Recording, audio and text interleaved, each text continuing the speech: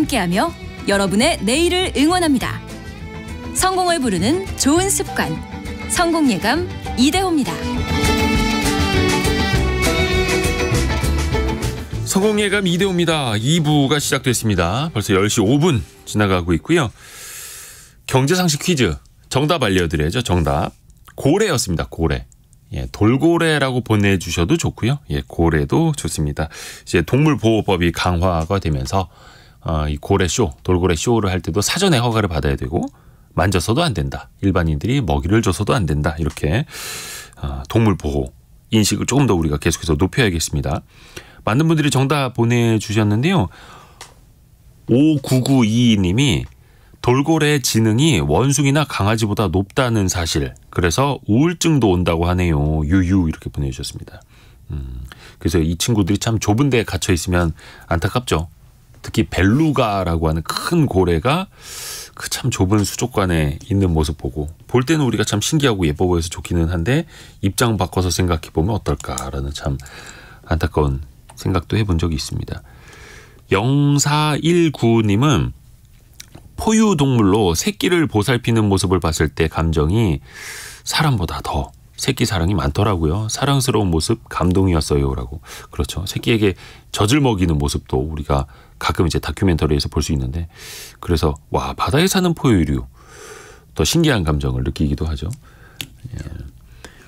김효조님 어제 회식이었는데 술고래 안 됐어요. 다행이네요. 다행이네요. 요즘에 또 연말 송년회 많이 하실 텐데 술고래는 되지 마시고요. 예, 우리 고래 보호에는 같이 좀 관심을 갖자고요. 고맙습니다. 많은 분들 정답 보내주셔서 감사드리고요. 증시 상황 한번 체크해 볼게요. 오늘 뭐 코스피 코스닥 좋습니다. 밤새 미국 증시도 많이 올랐고 내년에 기준금리를 3차례 정도는 인하할 수 있다라는 신호가 미국 연준에 나오면서 오늘 우리 증시도 코스피는 2547로 1.45% 뛰고 있고요. 코스닥도 840.65까지 한 1.4% 정도 오르고 있습니다. 오늘 원화는 많이 강세 보이고 있죠. 1293원, 달러당 1293원으로 하루 전보다 25.7원 정도 원달러 환율이 내려오고 있습니다. 즉 원화가 강세를 보이고 있습니다. 아마 올해 증시에서 이제 투자하실 때 방산주 주목하신 분들 많이 계실 겁니다. 예전에는 그냥 좀 뭐 국방부가 사주는 것 정도, 예, 내수 이게 뭐 수출이 되겠어 했는데 그 앞에 K자가 붙기 시작했습니다. K방산이라고 이제 부르면서 어엿한 수출 산업이 됐는데요. 근데 또 밖에서 보면은 이스라엘, 팔레스타인, 하마스 간의 전쟁이 터진 지 이게 또 2달이 흘렀고요. 러시아 우크라이나 전쟁 거의 2년 가까이 흘러가고 있습니다. 비극적인 상황이 이어지고 있는데 또 우리나라에서는 뭔가 세계 각국의 군비 경쟁으로 인한 수혜를 보는 참 씁쓸하면서도 뭐 산업적으로는 또 긍정적인 흐름들도 이어지고 있고요. 한번 입체적으로 한번 따져볼까요? 신한투자증권에서 방산업종을 연구하고 있는 애널리스트 이동헌 연구원입니다. 안녕하세요. 안녕하세요. 올해 되게 많이 바쁘셨을 것 같아요. 네, 맞습니다. 특히 많은 사람들이 방산주에 대해서 관심을 갖는 게 예년하고 좀 많이 달라지지 않았던가요? 사실 전쟁이 작년부터여서 예. 러시아 우크라이나 전쟁 때문에 작년부터 바쁘긴 했는데 올해도 뭐 동일하게 계속 바쁩니다. 산업적인 전반적인 거 한번 좀 이야기를 나눠볼게요. 3년 전에는 우리나라 방산 수출액이 30억 달러였다고 합니다. 근데 그게 1년 후에는 72억 달러, 또 1년이 흐르니까 120억 달러 계속해서 꾸준히 늘고 있는데요. 올해는 어땠습니까? 올해는? 올해도 좋습니다. 근데 이게 이제 진행형인데요. 네. 아직 연말까지 이제 2주밖에 안 남긴 했지만 계약이 될 건들도 있어요. 될지 안 될지 모르지만 네. 그러면 규모가 큰 건들이 있어가지고 계약에 따라서 올해 사항들이 좀 바뀔 텐데 어쨌든 잘 진행되고 있는 거기 때문에 올해도 굉장히 좋고요. 예. 약간 용어로 생각했을 때 수출이라는 표현이 네. 수출로 이제 매출이 되는 것과 그리고 수주라고 해서 계약을 한 거 이렇게 네. 약간 구분을 할 수 있는데 작년에 한 16조 정도 했던 건 폴란드에서 이제 계약을 했던 거고요. 네. 이 계약을 하면 장기적으로 납품이 되기 때문에 매출에 대한 수출은 앞으로 계속 좋아져요. 그래서 계약이 지금 어떻게 돼가고 있냐 했을 때 올해도 계약은 잘 가고 있다고 보시면 됩니다. 이게 이제 매출로 인식하려면 시간이 오래 걸리지 않습니까? 네. 뭐 전차나 뭐 항공기나 이게 뭐 한두 달 만에 뚝딱 만들 수 있는 게 아니다 보니까 매출 인식도 기간이 막 2년, 3년 더 길게 갑니까? 원래는 길어요. 네. 통상 그 지역에서 요구하는 스펙이 있을 테고 네. 그걸 맞추기 위해서 또 연구개발의 시간이 있을 텐데 네네네. 특이한 점이 전쟁이 이제 발생을 했고 네. 무기가 빨리 필요하니까 빨리 갖다 달라는 요구들이 이 계약의 핵심이었어요. 그래서 작년부터 했을 때 작년 8월 달에 폴란드랑 대규모 계약을 했는데 네. 그리고 몇 달 사이에 실제로 물건이 납품이 됐어요. 몇 달 만에. 네, 몇 달 만에. 작년 8월에 계약을 하고 11월에 물건이 나가면서 현지에서는 폴란드 대통령이 항구에서 막 축하 행사를 하고 그랬거든요. 네네네. 근데 이 납기는 통상 원래 긴 계약은 한 10년 걸려요. 예. 근데 지금 특징은 빨리 갖다 달라. 물론 이 일부분 매출이긴 하지만 네. 양상이 약간 바뀌고 있긴 합니다. 그래서 폴란드에서 좀 이제 러시아 우크라이나 전황 때문에 옆에 있는 국가에서 좀 불안하니까 빨리 갖다 달라. 네. 그래서 우리나라에서 국방부에서 좀 쓰려고 했던 거를 좀 돌려서 네. 먼저 그쪽으로 수출을 해준 거였잖아요. 네, 맞습니다. 뭐 쓰려던 거를 돌린 것도 있고요. 쓰고 있는 거를 다시 기름칠하고 리뉴얼해서 갖다 준 것도 있어요. 아, 그래도 좋다 한 거예요? 폴란드에서? 더 좋을 수 있죠. 뭐 테스트를 좀 덜 해도 되니까 그만큼 급하기도 했고요. 아, 이게 그 자동차랑은 다른 거네요. 자동차는 시동 켜고 누가 몇백 킬로 탄 거 갖다 준다 그러면 싫어할 텐데. 통상적으로는 그게 맞는데 그럼에도 정말 급하니까 그 무기가 대부분 우크라이나 지원에 가버렸기 때문에 폴란드의 공백을 당장 메워야 되기 때문에 그랬죠. 저도 그 뉴스에서 FA-50이라는 경공격기 이거 포장해가지고 수출하는 모습 보고 정말 신기하더라고요. 네. 아, 비행기를 저렇게 포장을 해서 수출을 하는구나. 왜냐면 우리나라가 전투기를 수출해 본 게 정말 얼마 안 되지 않았습니까? 시기적으로도. 그렇죠. 네. 네. 주가 흐름도 한번 따져보면 올해 상반기까지 정말 방산주가 스타 주식이었습니다. 근데 약간 가을 즈음 오면서 급격하게 떨어졌었고 최근에는 좀 회복을 하는 흐름이고요. 왜 그런 흐름이 좀 생겼을까요? 좀 돌아보자면. 사실 지수 자체가 올해를 보면 경기 불안 때문에 7, 8월이 고점이었고 네. 그 꺾인 영향도 있긴 해요. 네. 따라가는 분위기도 있었는데 말씀하신 것처럼 이 다른 요인으로 생각을 해보면은 이 계약 자체가 상반기에는 기대가 되게 많았어요. 네네네. 폴란드가 이만큼이 필요해요 했던 기본 계약을 작년에 했었는데 네. 그게 탱크, 전차로 따지면 1000대 규모였고요. 그리고 자주포 같은 거 한 600문이 필요하다고 이렇게 요청을 했었는데 네. 이게 너무 큰 규모니까 당장 할 수 있는 1차를 먼저 작년에 계약했고 네. 남은 2차 계약을 해야 되는 상황이었는데 연초에 볼 때는 연초에 계약된다고 생각했어요. 네. 그리고 그게 3월달, 6월달, 9월달 계속 미뤄졌고요. 네.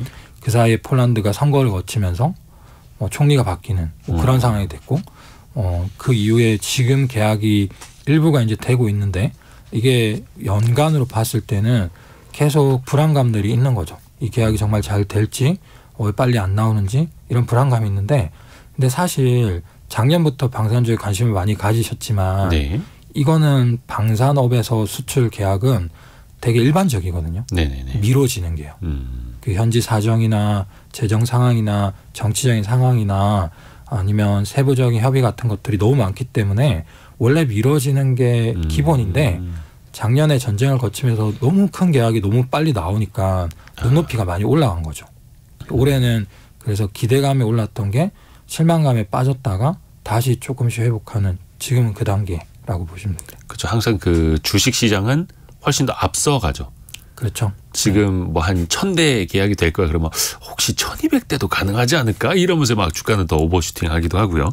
그러다 또 다시 이제 되돌아오기도 하고 많은 분들이 좀 이해를 돕기 위해서 네. 아까 전차, 자주포 이런 표현을 쓰기는 했습니다만 뭐 K2, K9이라는 것도 있고 아까 제가 FA50도 말씀을 드렸습니다만 요거 좀 종류별로 우리나라 대표 수출 제품이라고 표현해도 될지 모르겠는데 좀 설명 좀 해주세요. 어떤 것들인지. 업체별로 이제 주력 제품들이 이렇게 네. 있는데 한국항공우주는 이 완제기를 주로 해요. 완성되어 있는 군용기인 거죠. 네. 그게 말씀하신 FA50은 경공격기고 이거의 훈련기 버전이 그 TA50 있고요. 그리고 KF-21 이제 한국형 전투기를 개발하고 있어요. 네. 이거는 아직 수출은 조금 시간이 걸릴 것 같고요. 하나 에어로스페이스는 K9 자주포 그리고 천무라는 네. 이제 다연장포를 다연장포. 네. 여러 발 한꺼번에 쏘는 뭐 네. 이런 무기 체계고요. 그리고 LIG 넥스원은 천궁이라는 이 방어 체계예요. 네. 날라오는 미사일 요격하고 요격하는. 네, 이런 방어 체계를 하고 있고 현대 로템은 K2 전차. 네. 네. 그리고 장갑차도 있어요. 네. 하나 시스템은 레이더 체계 같은 것들 하고요. 그리고 안에 들어가는 사격 통제 장비나 이런 뭐 두뇌 역할을 하는 네. 시스템 같은 것들을 해요. 그래서 각각의 업체들이 일부 겹치는 영역이 있긴 한데 크게 봤을 때는 주력 제품들이 이렇게 나눠져 있는 형태예요. 근데 우리나라가 뭐 영어로 이제 포트폴리오라고 하는데 산업적으로 보면은 LIG 넥스원은 어떤 무기 체계, 미사일 같은 것들, 현대 로템은 전차, 뭐 흑표 전차라든지 장갑차들, 한국항공우주는 이제는 전투기까지도 KF-21까지도 지금 시제품 만들어서 테스트하고 있고, 한화 에어로스페이스는 뭐 우주항공까지도 하고 있고, 한화 시스템은 레이더나 전자장비, 한화오션은 뭐 잠수함도 있고, 거의 뭐 하늘로 땅으로 바다로 다 있는 거 아닙니까? 다 있어요. 다 있는데 요거를 이렇게 표현하기를 굴러다니는 것들은 재래식 무기라고 표현을 하고요. 예전부터 국지전에서 쓰던 것들이니까 고지전에서. 네, 그러니까 뭐 자주포나 전차 같은 것들. 네, 뭐 6.25 전쟁에도 탱크가 나왔었으니까요. 뭐 2차 대전 탱크들이 있었고, 네. 그 하늘로 나르거나 뭐 군함, 잠수함 같은 거는 그래도 좀 첨단 무기라고 표현을 해요. 네. 현대전은 공군이나 해군력이 중요하다 뭐 이렇게 표현했는데 전쟁을 거치면서 다시 이 육상전이 중요해졌다. 그래서 한국 무기들이 약간 각광받은 측면도 있고요.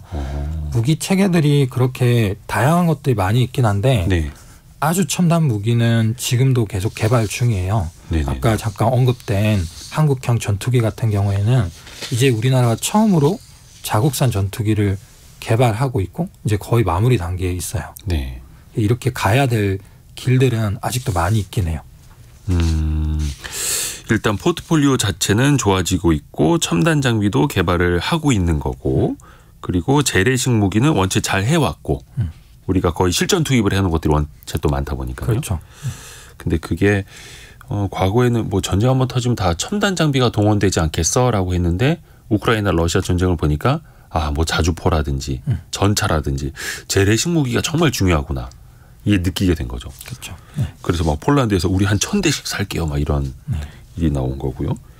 그러면 해외에서 봤을 때 K 방산 무기들을 봤을 때 조금은 저렴하다고는 하는데 그들도 뭔가 가성비를 따져볼 것 아닙니까? 그걸 한번 좀 따져보자면 어떻습니까?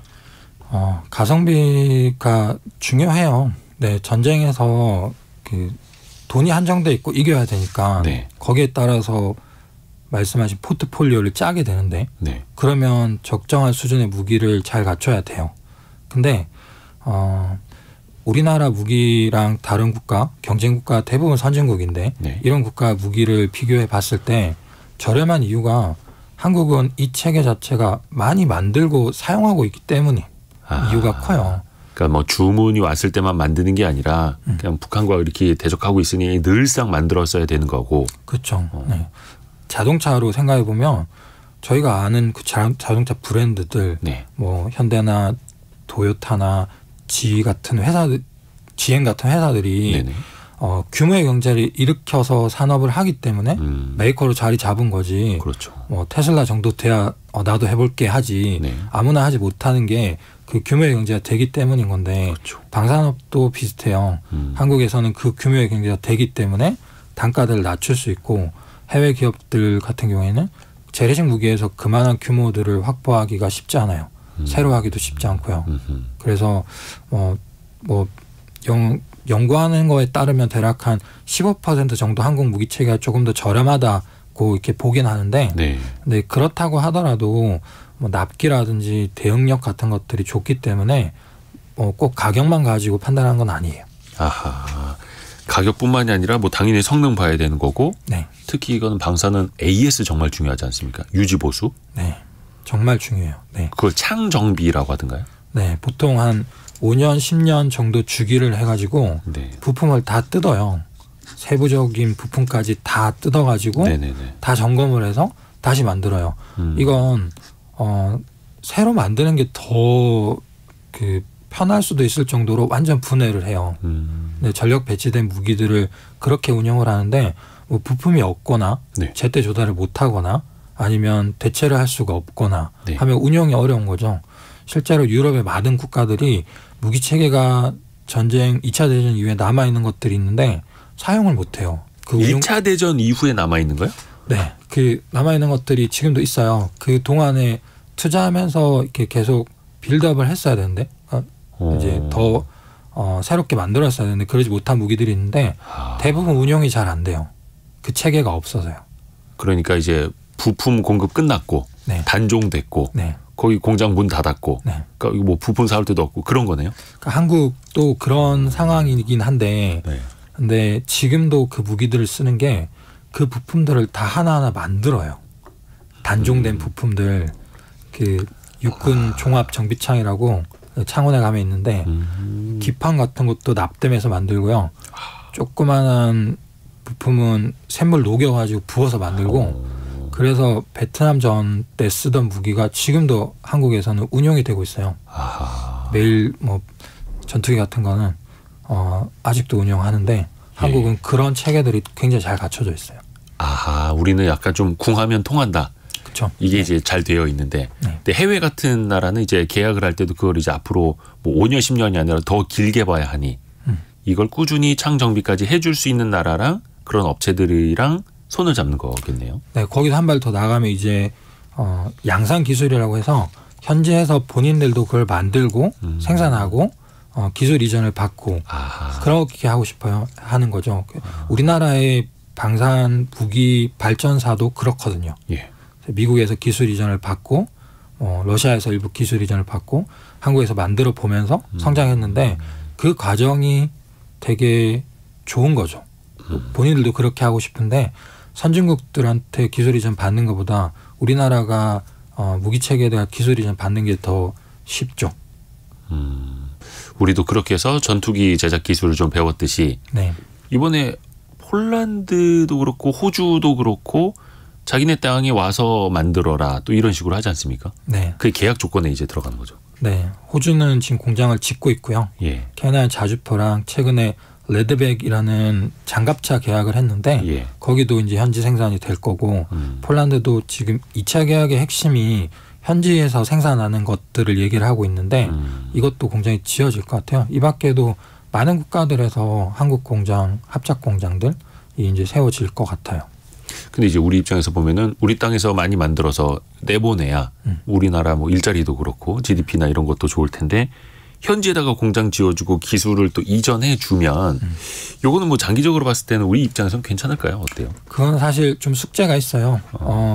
기술 다 이전해 줬는데 네네네. 그쪽 국가에서 제품을 만들어서 수출 경쟁을 하는 경우도 생기거든요. 네. 뭐 티르키예 같은 경우가 그랬는데 케이트 전차 수출을 하려고 했다가 몇 가지 기술들이 막혀가지고 기술 이전만 해줬어요. 근데 거기서 알타이 전차라는 명칭으로 생산을 해서 지금 약간 경쟁하는 색깔이 됐어요. 그런 부분을 고민해야 되는데 그렇지만 우리가 이 방향으로 갈 수밖에 없는 건 한국의 기술은 완전한 최첨단 기술은 아니에요. 그런 기술 보호를 하면서 수출만 할 수 있지만 한국 기술은 시간이 지나면 자연스럽게 전파될 수밖에 없는 수준의 기술들이라서 그럴 거면 수출도 하고 협력도 하고 하면서 부품도 팔고 AS도 하고 이런 식으로 확장되어 갈 수 있는 여지가 지금으로서는 가장 좋은 선택인 것 같아요.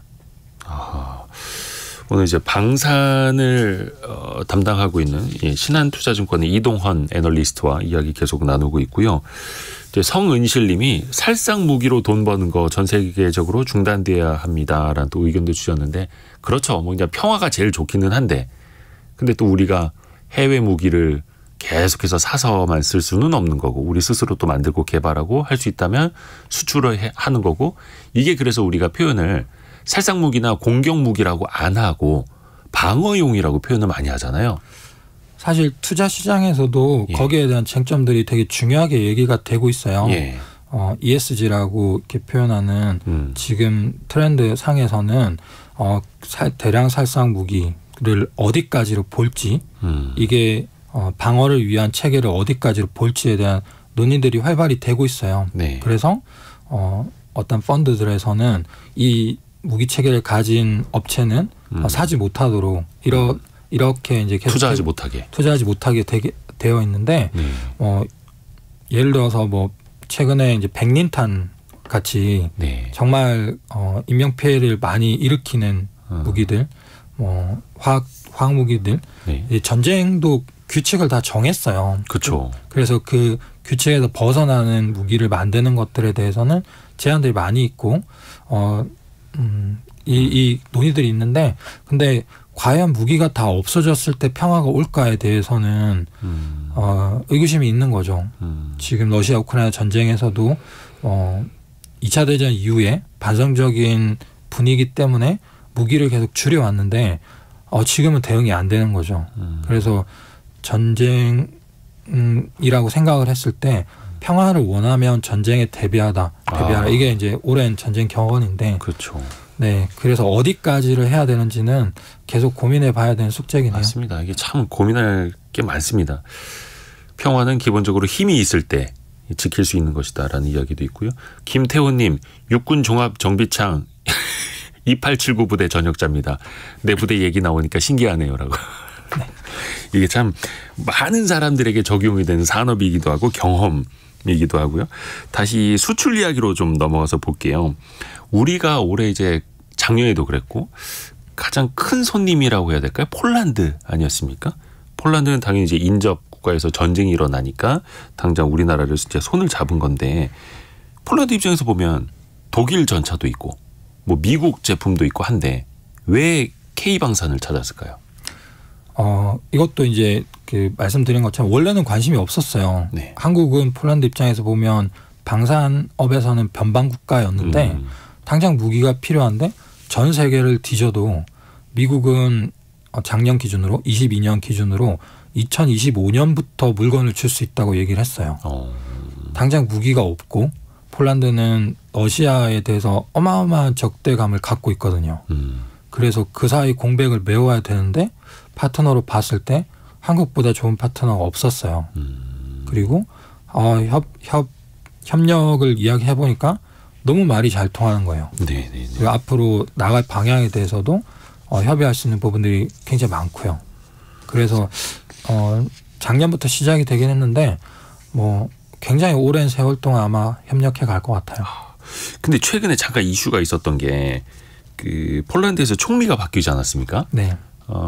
하루 전에 취임을 했던데요. 도널드 투스크 폴란드 총리.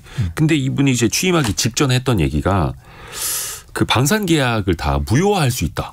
이런 이야기를 해서 좀 긴장을 했거든요. 물론 취임을 하면서는 이전 정부가 계약한 무기 도입 체계도 존중하겠다라고 이야기를 해서 좀 우리는 이제 안심할 수 있는 상황이 하루 사이에 되기는 했는데 이런 흐름은 좀 어떻게 해석하고 계세요?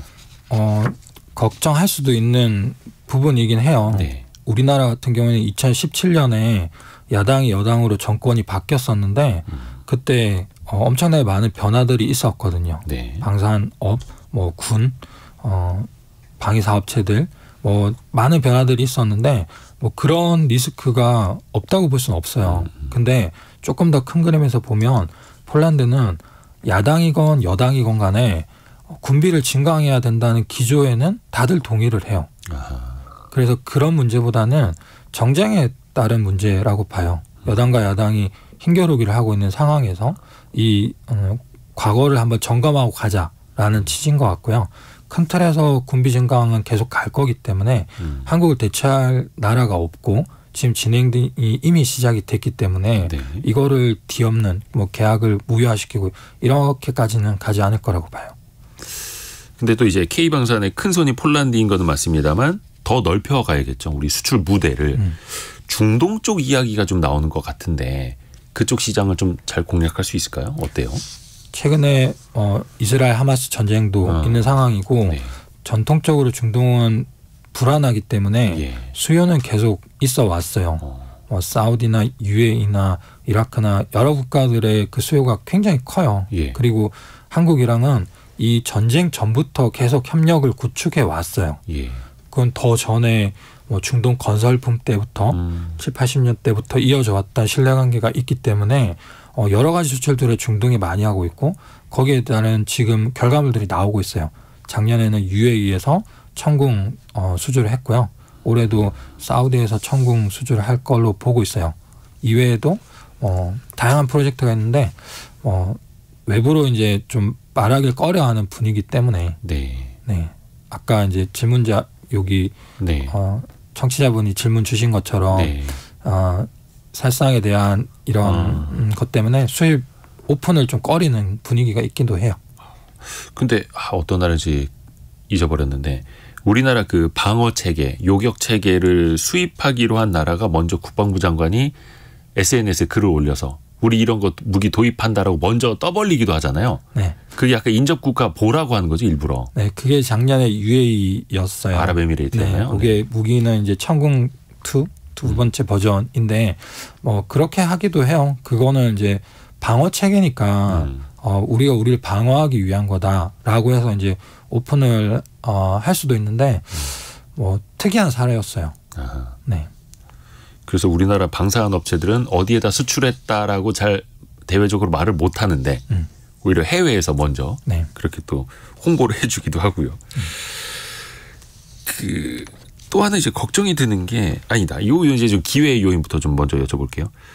약간 그런 기사들이 나와서 이게 너무 앞서간 거 아닌가, 희망사항 아닌가라는 드는 이야기가 미국 진출도 가능하다. 네.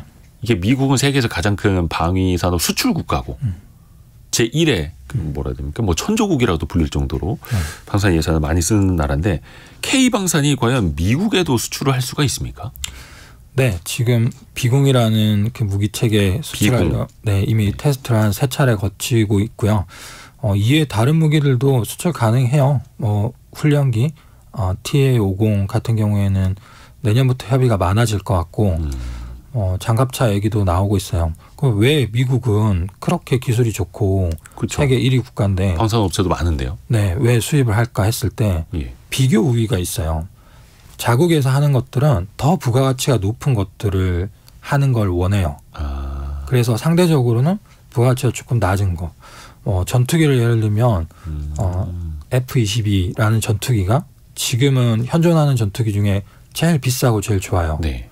이걸 한 대 만드는 거랑 훈련기를 한 대 만드는 거랑 하면 가격 차이가 거의 10배가 나거든요. 예. 그러면 크게 해봐야 그렇게 차이가 많이 안 나요. 1.5배 정도밖에 안 큰데 이 부가가치가 훨씬 큰 거죠.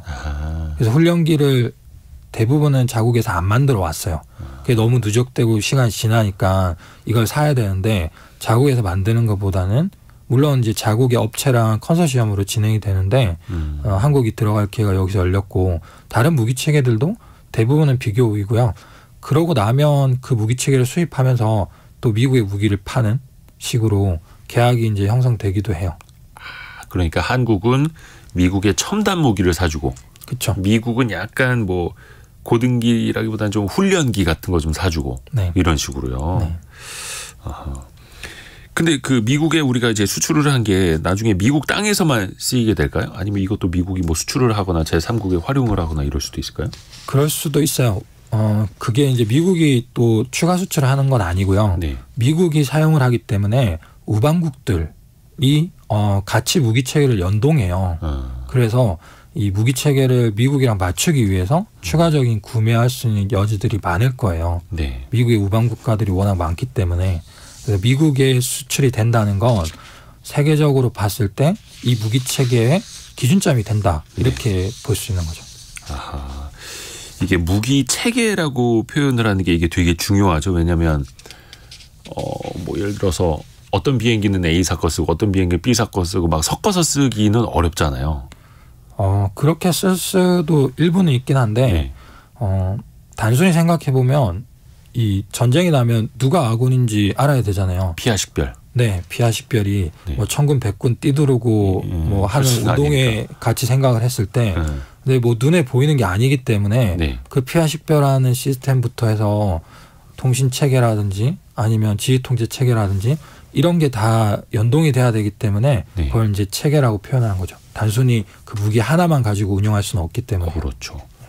그래서 어떤 뭐 요격 체계 미사일에 들어가는 레이더, 지휘소 세트로 이제 수출할 수 있는 거고요. 네. 또 그런 질문들도 올라오고 있는데 그럼 우리나라가 왜 수출하면서 돈까지 왜 빌려주느냐? 금융 지원을 왜 그 나라에 하냐? 괜히 그 돈 떼이면 어떡하느냐? 또 이런 불안감 갖고 계시는 분들 많거든요. 네. 좀 설명 좀 해주세요. 네, 지금 수출입은행이 그것 때문에 증자를 해야 되냐 지금 진행을 하고 있는데 네. 여러 가지 얘기들이 되고 있고요. 그거는 약간 관행이에요. 관행. 수입하는 국가에서 그 금융 지원을 받는 게 관행인데 왜 돈을 받을지 못 받을지도 모르는데 수출을 돈을 주면서까지 하냐라고 했을 때 장기적인 걸 보는 거예요. 당장 그 돈을 받아가지고 한국에 돈이 들어온 거랑 장기적으로 부가가치를 같이 누려갈 거를 생각을 했을 때 네. 상관없어요. 지금 돈을 얼마를 받는지 돈을 떼일까 했을 때 극단적인 사례는 지금 러시아 예전 구소련이 저희가 빌려준 차관이 있었는데 맞아요. 그게 모나토리엄 그 이제 국가 부도를 선언하고 나서 떼먹었었죠.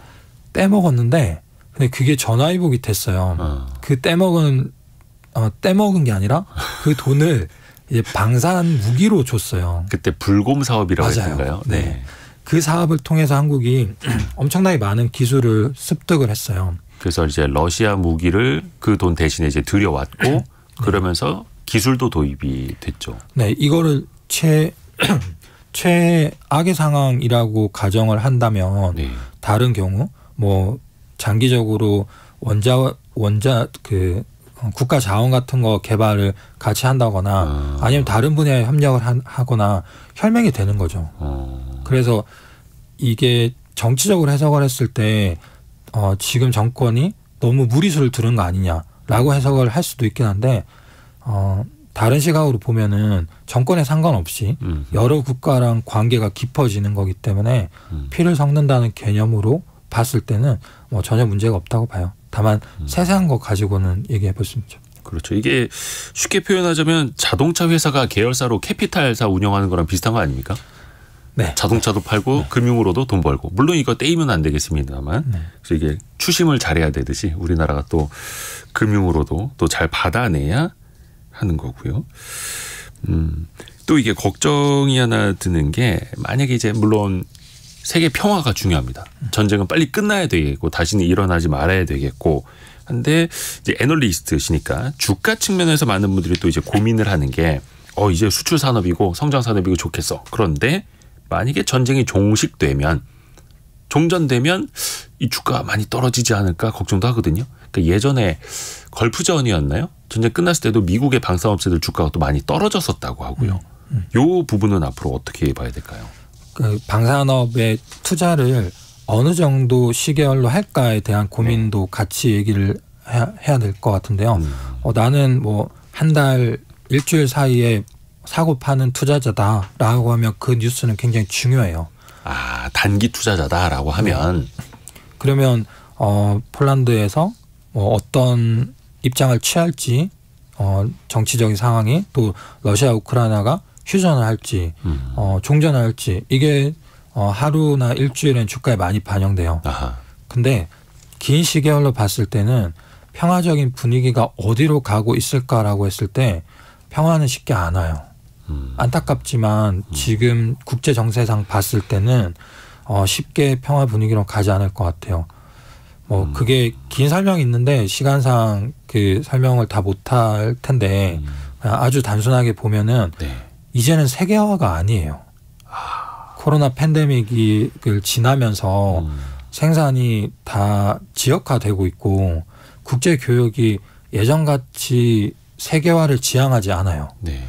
안보적인 측면에서도 그걸 따라갈 필요가 없으니까 외교적인 관계가 예전보다는 더 경색이 되고 있고 네. 그런 결과물이 전쟁이에요. 그래서 외교적으로 잘 풀어나가야 되는 숙제이긴 하지만 네네네. 이렇게 평화 분위기가 쉽게 안 온다는 게 지금의 상황이에요. 안타깝지만 그게 현실인 것 같아요. 안타깝지만 이게 현실이다. 그래서 네. 우리 스스로도 대비를 해야 되는 거고. 네.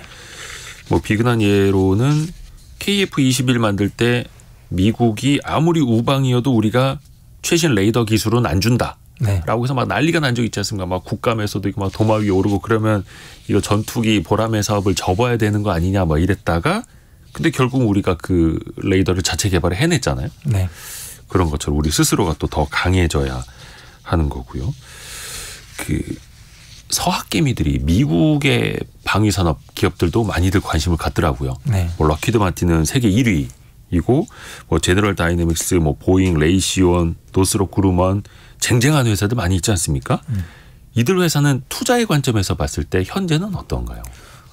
좋아요. 그 같은 분위기인 거죠. 네. 전 세계 군비가 계속 증강할 기조로 가고 있고 다만 한국 업체랑 조금 다른 결이 네. 그런 미국 업체들 또는 유럽 업체들은 1, 2차 대전을 거친 이후에 인수합병을 거치면서 대형화가 됐고 본인들의 제품에 대한 판매처 파이프라인으로 표현을 하는데 네. 이런 것들이 명확히 있어요. 그래서 실적이 정말 안정적이에요. 그리고 배당도 꾸준하게 배당을 해요. 분기 배당을 하면서 네. 연기금 자금 또는 이제 퇴직자분들이 투자하기에 되게 좋은 주식들이에요. 퇴직연금으로 투자하기 좋은 방산기업들. 네. 배당도 잘 나오니까. 네. 거의 한 20년 동안 배당이 줄어들지 않았어요. 그걸 예. 배당 퀸이라고 표현하더라고요. 그런 업체들이 대부분인데 한국도 그런 방향으로 가고 있어요. 그래서 장기적으로는 한국도 그런 안정적인 회사들이 되어갈 텐데 네. 지금은 과도기인 거죠. 서두에 말씀 주신 것처럼 내수였던 방산주가 수출주로 전환되면서 지금은 오히려 한국 업체들의 성장성이 더 큰 구간 아닌가 네. 이렇게 보고 있고 전통적으로 방산주를 볼 때는 그 서학개미 분들이 보시는 것처럼 이 방산업은 장기적으로 안정적인 성장이 가능한 비즈니스 이렇게 접근할 수 있어요. 그 덩치를 또 키워가고 안정적으로 가려고 또 M&A도 많이 일어나잖아요. 한화그룹이 그 대우조선해양도 인수했고 최근에는 LIG 넥스원이 고스트 로보틱스라고 로봇계 만드는 회사도 이제 인수한다라고 계약을 공시를 했는데 이런 M&A는 앞으로도 더 활발해질까요? 가능성이? 네, 그렇게 보고 있어요. 지향점이 첨단화로 갈 때 예. 무기나 자율화, 디지털화 뭐 이런 방향으로 가야 되는데 한국의 방산업체들은 세트 업체라고 표현하는데 네. 자동차 업체처럼 종합적인 체계를 다 만드는 업체들이고 관련한 기술들은 개발도 하지만 이전도 받고 M&A도 하고 여러 가지 수단들을 사용을 하거든요. 이렇게 갈 방향에 대해서 이제 돈도 많이 벌고 있는 상황이기 때문에 앞으로 이런 거래들은 활발할 것 같아요. 아하. 그리고 또 우리나라가 목표가 한 세계 4대 방산 수출국이 되는 것. 그러니까 미국, 러시아, 뭐 프랑스 이어서 지금이 우리나라가 그래도 10위권 안에 들죠. 네.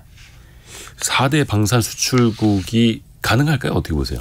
가능하다고 봐요. 오. 네. 그게 우리나라의 오랜 고통에 대한 보답이라고 생각을 해요. 네. 아직도 이제 분단된 국가고 예. 그리고 경제가 성장하면서 안타깝지만 안보를 튼튼히 할 수밖에 없었고 그래서 쌓아온 기술력이나 이런 게 70년이 지났거든요. 그렇죠. 그 사이에 다른 국가들이 한국처럼 방산업이 성장하지 못했어요. 그리고 이건 지금 세계 안보가 안 좋으니까 나도 투자해서 경쟁을 해야지 하는 거 가지고 되지가 않아요. 그래서 지금 추세로 가면 5년 10년 봤을 때 장기 투자를 하면서 지켜보시면은 이 한국 방산업은 굉장히 비약적인 성장을 계속 할 것 같아요. 생각해 보면은 우리나라는 지금 70년째 휴전 상황인 거잖아요. 그러니까 세계에서 봤을 때는 야, 저 나라는 아직도 실전이 진행 중인 거구나. 네. 그러면서 필요에 의해서 이 산업이 강해진 거고요. 고통의 보답이라는 것도 되게 뼈에 와닿을 것 같습니다. 네, 작년에 썼던 이제 리포트의 제목, 제가 쓴 제목이 분단 70년의 고진감래였어요. 네, 그죠. 뭐 선대부터 지금까지 고통받았던 거에 대해서 보상이라고 하면 표현이 좀 그렇긴 하지만 네네네. 그만큼 저희가 열심히 해왔던 것들에 대한 결과물인 거죠. 그러네요. 물론 이제 뭐 분단도 없고 그냥 영원한 평화가 있어서 이런 산업 자체가 없었으면 더 뭐 좋았을 수도 있겠습니다만 어찌됐든 간에 이 현실적인 상황에서 우리가 이거를 이제는 수출 산업으로 키워가고 우리도 더 그참에 기술력으로도 발전할 수 있는 그런 좋은 계기로 계속해서 이어가야겠습니다. 오늘 정말로 도움 말씀 많이 주셔서 고맙습니다. 네, 많이 배웠습니다. 신한투자증권의 애널리스트인 이동헌 연구원과 함께했습니다. 고맙습니다. 감사합니다. 라디오 정보센터 다녀오겠습니다. 한국은행은 미국 중앙은행인 연방준비제도가 시장 예상대로 금리를 동결했다고 평가하며 연준 인사들의 발언 영향으로 시장의 통화정책 완화에 대한 기대는 더 강화될 것으로 보인다고 분석했습니다. 전세사기 특별법이 규정한 전세사기 피해 사례가 419건 추가로 인정돼 총 피해 건수가 9,700여 건으로 늘었습니다. 올해 동해의 오징어 어획량이 지난해 대비 절반가량으로 줄어든 데 이어 대표 어종인 도루묵도 절반 이상 감소된 것으로 집계됐습니다. 수협은 올해 도루묵 평균 위판 가격이 2019년보다 4배 가까이 뛰었다고 밝혔습니다. 올해 우리나라에서 학교폭력을 당했다고 응답한 학생 수가 5만 9천 명에 달하는 것으로 집계됐습니다. 교육부 실태조사 결과에 따르면 첫 조사였던 2013년을 제외하면 10년 만에 가장 높은 수치입니다. 지금까지 라디오 정보센터 조진주였습니다. 애프터 서비스 시간입니다. 여러분이 시청자 게시판이나 문자 메시지 KBS 콩으로 올려주시는 질문 저희가 보고요. 또 답변도 준비하고 있습니다. 곽지현 리포터 안녕하세요. 네, 안녕하세요. 어떤 질문들이 들어와 있나요? 네, 어제 경제상식 퀴즈 정답이 식대였죠. 식대. 네, 이번 연말 정산부터 이 식대 비과세 한도가 10만 원에서 한 달에 20만 원으로 올랐다는 소식 전해드리면서 퀴즈 내드렸습니다. 네. 1120번님. 영세 자영업자의 식대는 공제 대상인가요? 라고 질문 보내셨어요. 네, 사실 이 사내 급식이라든지 이와 유사한 방법으로 제공받는 그 식사에 비과세가 적용이 된다는 건데 네. 그 1인 사업자는요. 그 업무 중간에 그러니까 일을 하던 그 중간에 이 식사를 했더라도요. 이 지출한 식사비는 필요 경비로 비용 처리할 수 없습니다. 그런데 이 직원이 있는 개인 사업자는 직원과 함께 식사를 하고 식사비를 이 회사 돈으로 이 결제한 뒤에요. 복리후생비로 처리할 수 있어요. 그러니까 이 식대가 복리후생비인데 왜냐하면 이 복리후생비로 이렇게 필요 경비 인정되려면요. 이 4대 보험에 가입된 직원들에게 이 지출한 비용만 가능하다. 이렇게 보시면 됩니다. 아하. 또 비슷한 질문이 이어졌어요. 네, 3168번님이 보내셨습니다. 이 비과세 식대는 통상 임금과 포괄 임금에 어떤 영향이 있나요? 아하. 식대가 사실 월급에 대부분 포함이 돼서 나오죠. 네. 그리고 매월 정기적으로 회사에서 주는 것이다 보니까 넓은 의미에서 통상 임금에 이제 해당이 됩니다. 그 안에 포함이 되는 거고요. 네. 다만 월급에 포함이 돼서 나오는 게 아니라 식권을 지급한다라고 하면은 이거는 현물 급여이기 때문에 임금에는 포함이 안 된다고 하네요. 네. 그리고 나중에 이 식대가 올랐을 때도 포괄 임금 역시 다시 조정을 해야 하는 거죠. 왜? 월급이 오른 효과가 실질적으로 나니까. 네. 그래서 이게 통상 임금에도 식대가 포함이 된다라는 겁니다. 네. 다음 질문은요. 네, 청취자 최정희님은 장난감 만드는 원자재 비율이 어느 정도길래 장난감 가격 많이 올랐나요? 하셨는데요. 그러니까 올해 시중에서 판매되는 장난감 가격 보면은 지난해보다는 평균 15% 이상 올랐습니다.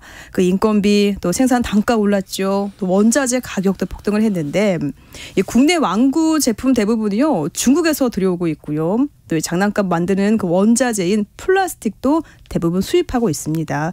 그래서 환율 올랐지요. 또 운송비 올랐죠. 그래서 장난감 가격 인상이 됐고요. 이 장난감은 정가가 없는 소비재입니다. 이 생필품이 아니어서 권장 소비자 가격에 포함되는 물품도 아니죠. 네. 그래서 이런 말이 있죠. 장난감은 파는 사람 마음이다. 그래서 이 같은 장난감이라도 어린이날 그리고 크리스마스 같은 선물 시즌에 가격이 이렇게 많이 오르는 그런 느낌인 거죠. 그렇죠. 특히 아이들이 선호하고 물량은 별로 없는 거는 정말 부모들이 그 사려고 전쟁을 치르기도 구하기 하고. 어렵죠. 미국 같은 데서 막 몸싸움 일어나고 막 이러더라고요. 구하기도 어렵고. 그래서 구하기 쉬운 장난감을 원하는 아이들이 이제 효자. 잘 키워야겠네요. 네. 자, 다음 질문은요. 네, 11338번님. 카페에서 스트리밍으로 음악을 들으려면 돈을 내야 되나요? 아니 그러면은 CD 내 돈으로 사서 트는 거는 이거는 안 되나요? 뭐 CD 사서 트는 거는 괜찮죠. 근데 이제 스트리밍 서비스를 할 때는 뭐 한 달에 몇천 원씩 이용료를 내는 거 이제 기본적으로 들어가는 거고요. 네. 아마 지난번에 다뤘던 거 저희가 저작권료에 대해서 다뤄서 질문을 주신 것 같아요. CD 사는 돈, 스트리밍 이용료 이용하는 거 말고도 저작권료를 내야 할 수 있다라는 건데요.